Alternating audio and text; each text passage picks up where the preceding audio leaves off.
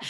I've never done such a long lead share, but I'm happy to be here and share my experience, strength, and hope.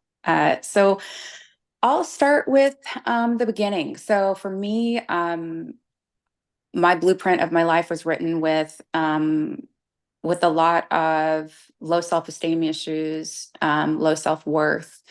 I used to have a very low self-value. Um, Both of my parents both had significant amounts of trauma that they grew up with, and neither one of them dealt with it in a healthy way. And, they both struggled with addiction issues. Both of them had different addiction issues.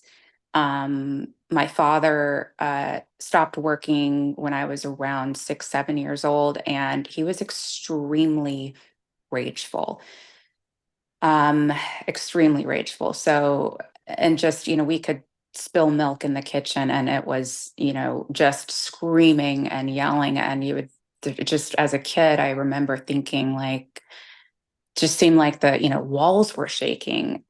So I spent a majority of my life since a very young age in a very volatile environment that was not safe in any way. Neither one of my parents were emotionally available. They were very emotionally unavailable. My mother was extremely distant, and I believe both of my parents are narcissists.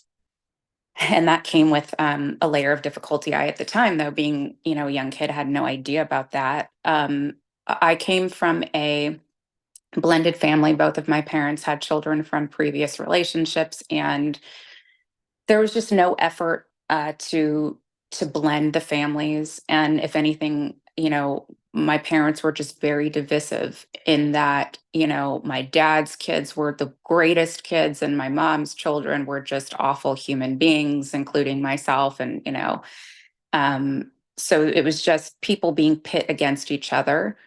Um, I also grew up with religious abuse. My father was, a devout Christian, and his higher power led him to um, use it as a weapon.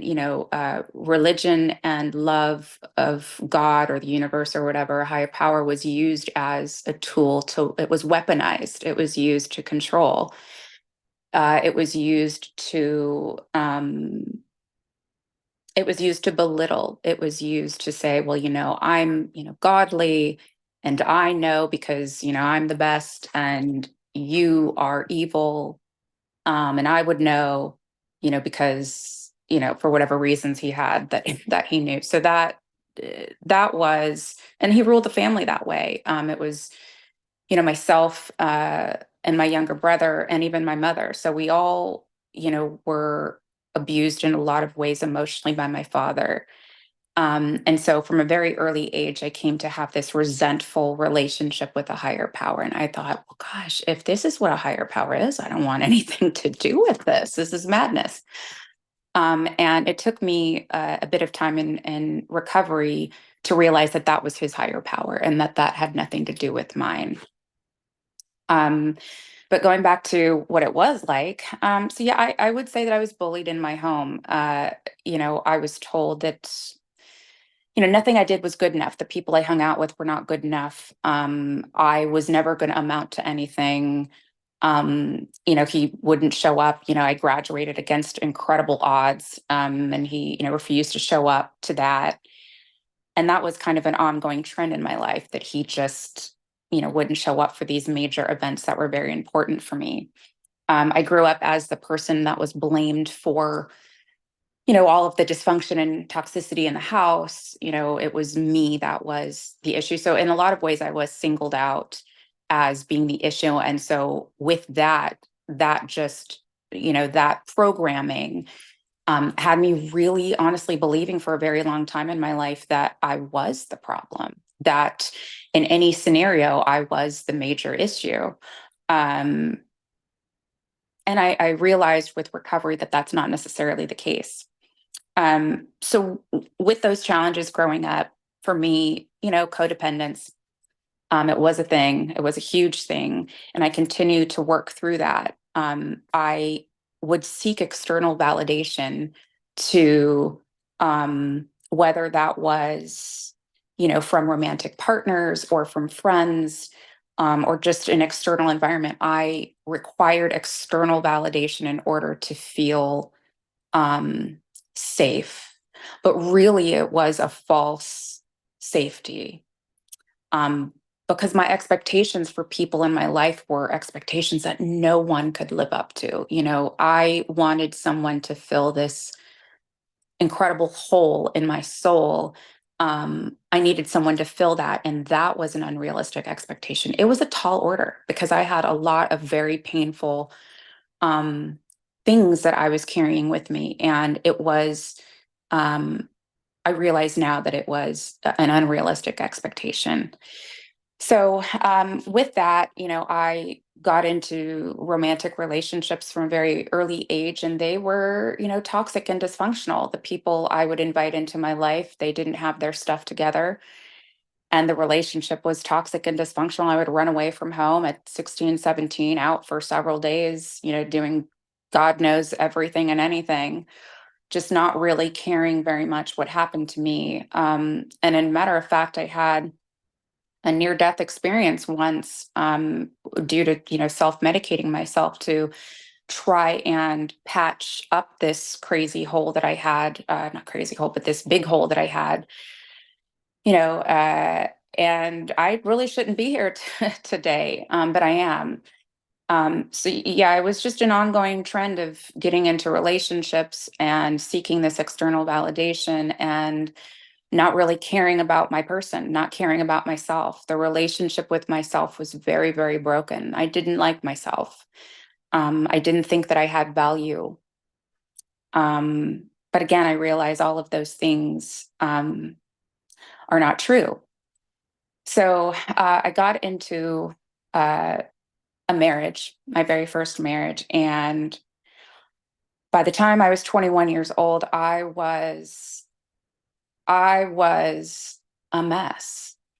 Emotionally, I was emotionally and spiritually bankrupt. I was self-medicating with alcohol to cope with all of this baggage from my childhood and growing up. And I got into a marriage with someone, and I did a lot of harm in that relationship. I had other relationships. Again, I was still at this point where I needed external validation. And I was, engaging in all sorts of other relationships outside of that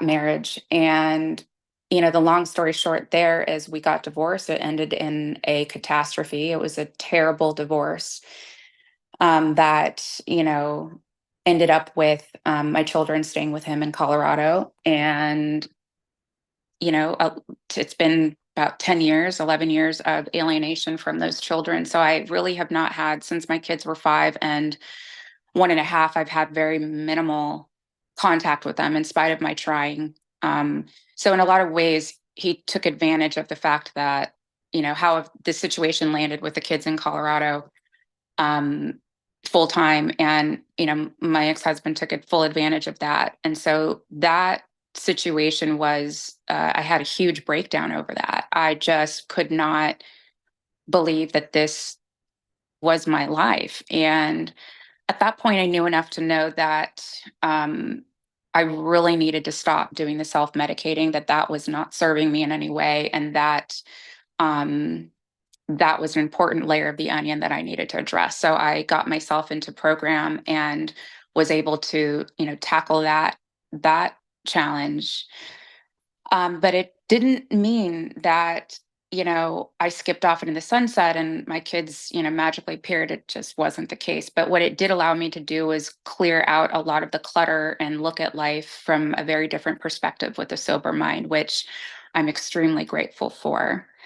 Um, After that, I, was back at my parents' house, and same environment I grew up in.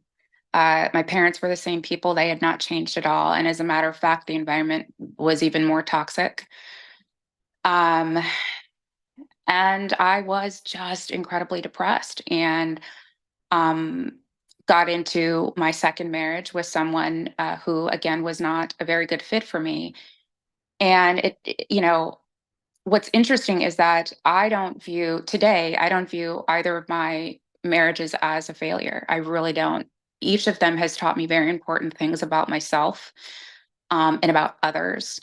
But I will say that we both had a lot of stuff in our lives, and we ended up growing apart. And one of the beautiful things is that I've been in ACA 3 years, and my relationship ended about 12 months ago. But I say that to say that um, it is recovery and program that has allowed me to navigate this divorce and separation and thrive. I can actually tell you that I am thriving, not just surviving. And on paper, one might say, "My God, you have X, you have Y, and you have Z." But I can tell you that today I'm thriving, and it is due to this program. Um, this program has given me the ability to mend the relationship with myself. And I've heard people say, "Oh, you can't love anyone until you love yourself." And I never knew what the heck that meant. I thought, are you crazy? Like, what do you mean? But I understand what that means today. The relationship with myself, this program, one of the beautiful things that's come from it is um, I was able to first mend that relationship with myself. I learned how to um, invite safe people into my life, and how to be vulnerable, and how to be and how to have emotional intimacy with someone that was safe. And I've never had that in my entire life.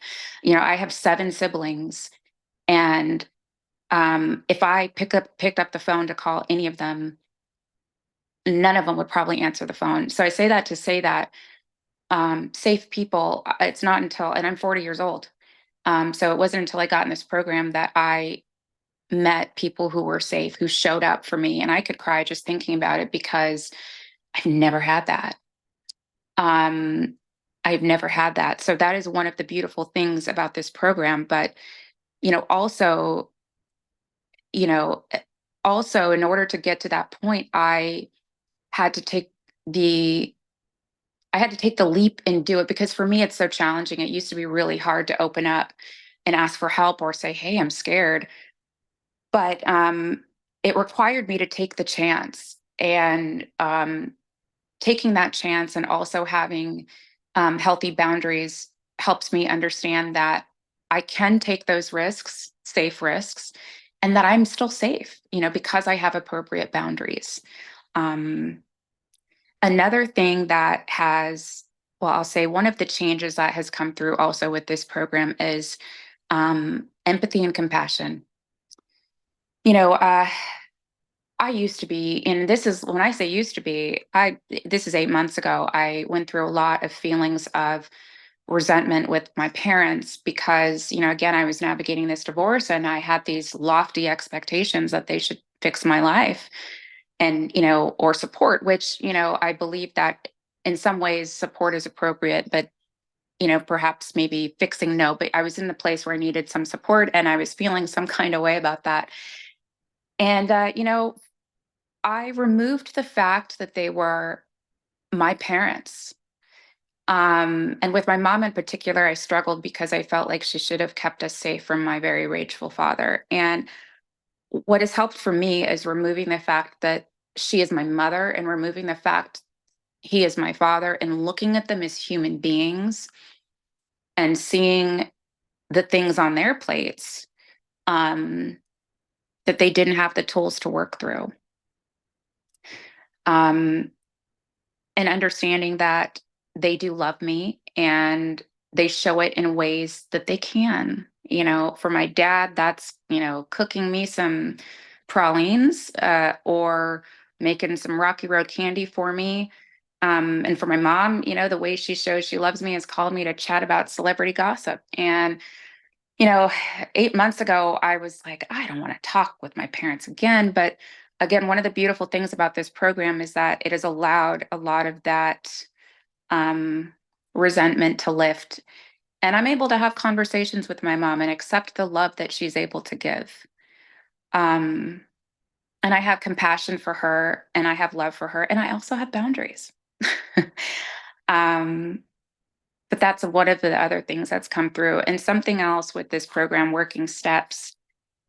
Um, Also, I realize that I cannot ask for something from anyone if I'm not willing to sincerely give it to someone, um, such as compassion. I would love to have a relationship with my kids someday, and I have faith that that will happen. Um, and I would want for them to have compassion and understanding, but I believe that I have to extend that to others, and that includes my parents, all people. I believe that everyone is me and that I am everyone. Um, and I can tell you honestly today that I have no resentment towards my ex-husband, my first one, um, who continually alienates me from my kids. I don't have any resentment. And as a matter of fact, I meditate and I chant for him regularly, daily, actually twice a day. I chant for his happiness and for his peace. And I sincerely mean that. Um, I chant for the sincerity, for the happiness and peace of his mother, who had, really big part of, my kids staying in Colorado. So this program has really helped me tap into faith. Something else that's helped me a lot, and I have to say it, I hope it's okay. I, about 7 months ago, started chanting regularly with a group. And the chanting along with ACA it has completely transformed my life. And this is within like the last 8 months. Um, so those two things, program and another thing is reaching out to travelers. I think I said this before, but for me, it made all of the difference. And also being a part, doing service. So I do service for a couple meetings, and that has helped in an enormous way. Um, it keeps me coming to the meetings, and not only that, but I've been a part of groups where they're like my family. And for me, I really don't have any words to explain how much that means to me, because I just, in a lot of ways, don't have a family of origin. They're still very distant. Um, they're like little islands, but I found family with ACA and with those that I do service work with. And it is a level of peace, knowing that I don't have to go through anything alone, that at any given point in a day, there's someone that I can call, um, pick up the phone and chat with. And often people check in on me and I check in on them. So that has made all of the difference. And I'll say that, working steps for me has been really, really important. And it has helped me. Another thing that's helped is just having a different perspective on the situations. And it doesn't mean things aren't happening. Like, for instance, my car, it broke down, it was smoking.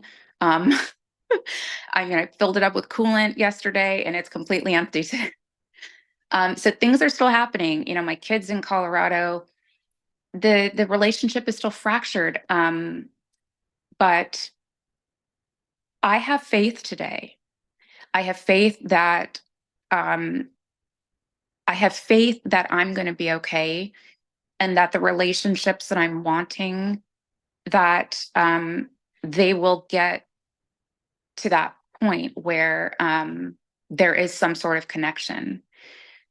Um, I have faith that, you know, I'm a single mom, and I forgot to mention I have two kiddos that they're 6 and 3, and they both have special needs. And as a single mom, it's very challenging. It just is. It is, being a mom is challenging in and of itself, but there definitely is a layer of challenge with two special needs kids.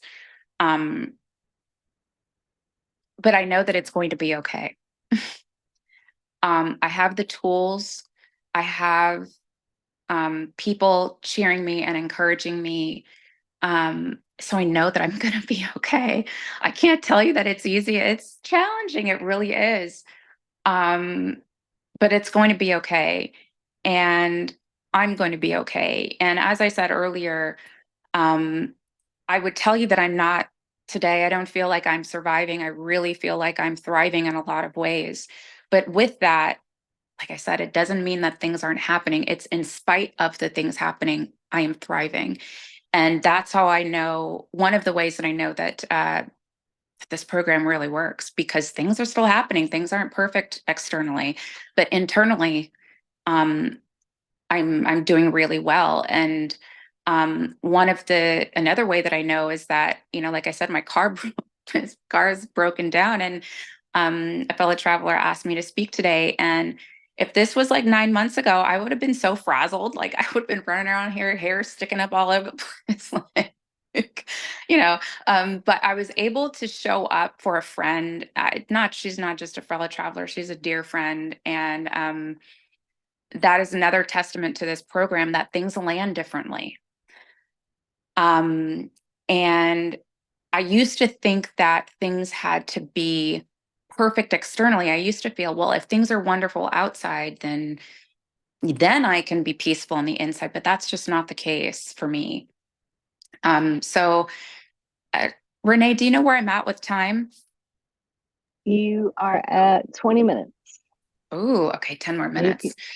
Let's see what else whenever could. you're ready. Okay, let's see if I can dig through to chat about anything else. What could I say? And bear with me, everyone. Thank you for being patient. Just looking through my notes here.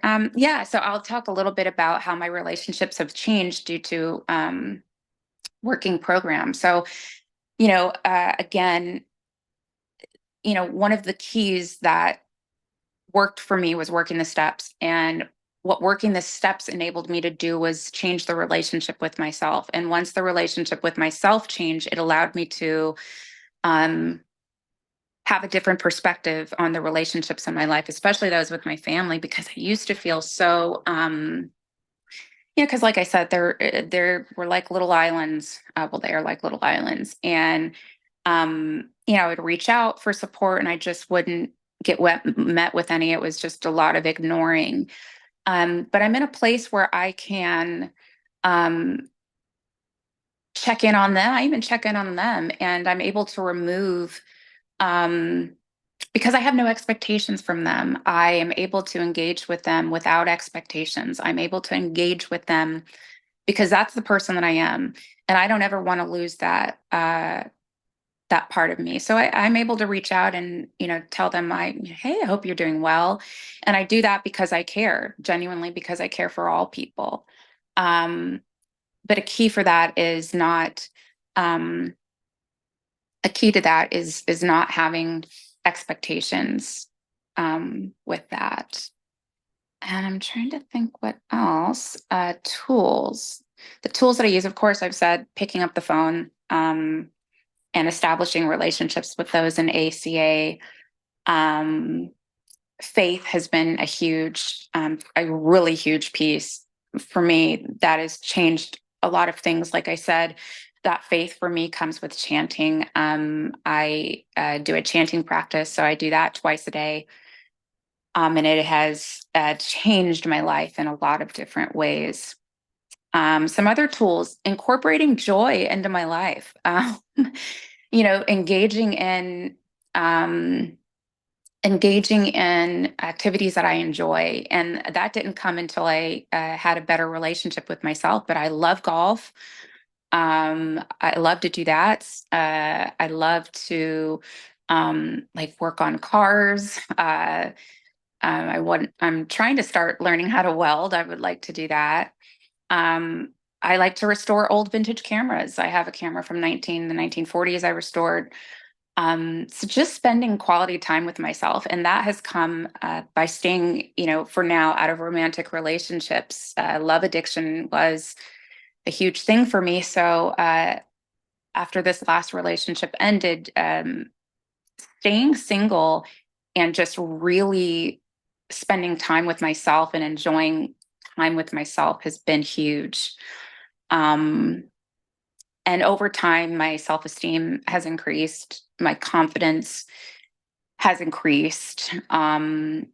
codependency. I'm able to identify things within myself and take care of them, and being gentle with myself. It is um, progress, not perfection. I was such a perfectionist, and even with the situation with my car, I had to reach out for help, and it brought up these feelings of not being comfortable, being a bit vulnerable, and because I used to view vulnerability as a weakness.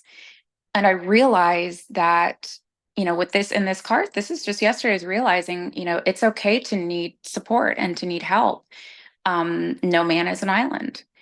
I'm not requiring anyone fix my life. Again, my expectations are realistic. And so it's okay. Um, and it's only with program that I'm able to um, handle these, sometimes challenging seasons of my life. And yeah, I'm not sure what else I have to share, but yeah, I'm so grateful to be here. That's all I've got for today. Is that long enough, Renee? Hopefully. Perfect, Crystal.